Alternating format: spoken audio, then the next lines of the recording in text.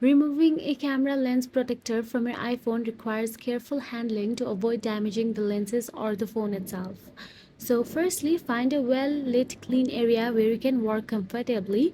A desk or a table with good lighting is ideal. You may need a microfiber cloth, a thin, non metallic tool, and adhesive remover. Then carefully examine how the protector is attached.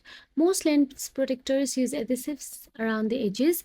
Identify any tabs or edges where you can start lifting it. If the protector has a tab or a lifted edge, gently insert a plastic tool under the edge. Be cautious not to scratch the lens or damage the camera module. Now slowly lift the protector away from the lenses.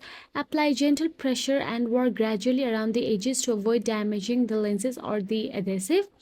Now, once the protector is removed, use a microfiber cloth to clean the camera lenses and remove any remaining adhesive residue. You can use a small amount of adhesive remover if necessary, but be very careful not to let it seep into the camera module.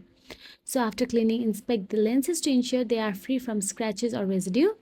Now, power on your iPhone and test the camera to ensure it is functioning properly without obstructions. Then that's it. If you found this video helpful, please like, share, and subscribe our channel. And thank you so much for watching.